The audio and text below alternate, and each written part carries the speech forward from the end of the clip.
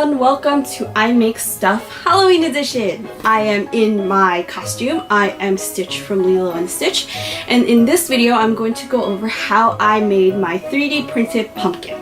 So as I mentioned, my pumpkin is 3D printed. I found the file on Thingiverse. The file included several faces, but I wanted to have two faces that kind of matched the same theme. Luckily for me, there was another user who had created faces for this pumpkin, and so I'm going to link both files below. So I printed this out using Worksteel Wood PLA using my Monoprice Select Plus printer. So you might ask, or you might be wondering, why did I even use Wood PLA to do this? Well, the Wood PLA from Worksteel isn't that great. It's more plastic than wood. So I'm just trying to get rid of the roll, so I'm printing all of my projects through there right now, especially if I don't really care about the color. So with this project, I really didn't care about the color. I also did not have orange filament, so I knew I had to paint it. I printed it out with 10% infill with the exact measurements from the file. It's about 5 inches. So, I mean, if you guys want it bigger, you can scale it. I used Cura that came with my printer to print it out. It comes with its own stem, the middle of the pumpkin, or the mid pumpkin, that's what the file is called. And then you have to print out two faces. So I printed out the Star Wars Imperial crest and the Star Wars Rebel Forces logo. So, like I said, I wanted it to match. The original file did not include the Rebel Forces logo, and it only included the Imperial crest. So I was lucky that somebody else created for me, and I did not really have to worry about finding it myself or anything like that. So the middle of the pumpkin, there's a little space for it. You can actually put a tea light inside so that it will kind of glow. I have a rechargeable tea light that I found on Amazon. I can link that down below if you guys are interested. So let's put it all together. So as I mentioned before, it actually comes with a stem that screws on right on top of the pumpkin perfectly. So if you print it out with no issues, it should be fine. It will fit perfectly in there, and I like that it's a separate piece because then you can paint this a different color, which I did, and not have to worry about it running onto the actual pumpkin itself.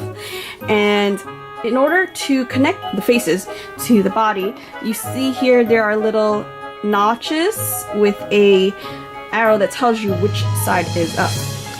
The files include the clips, and the clips I printed out more than I needed because I had a feeling I'd break it and I was worried. So what you do from here is you actually put the clips inside of the little notches of the pumpkin.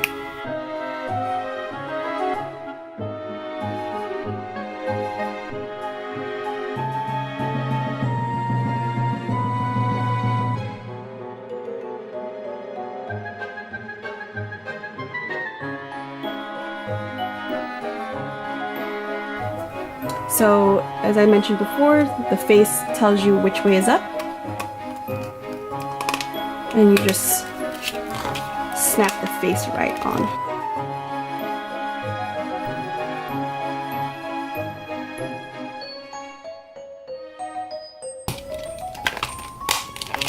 And here you go. So I want to kind of talk about how I finished this pumpkin. So I had printed it out in a wood PLA, and obviously I did not want my pumpkin to be this brown color. So what I did was I sprayed it with an automative primer, which helped fill in some of the holes and smooth it out a little bit. I didn't really care too much about it looking, you know, like a 3D printed object, because, you know, people can tell it's a fake pumpkin. So I literally just covered it in primer, which is like a gray primer, and then I painted it with this acrylic paint that I found from Michaels.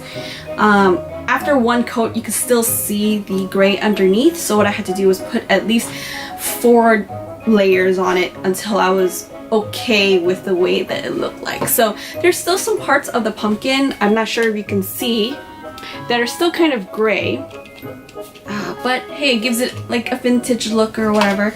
So that's it for this video. I want to thank everybody for watching, and I hope everybody has a great Halloween and you guys get a lot of candy. I will see you guys next time.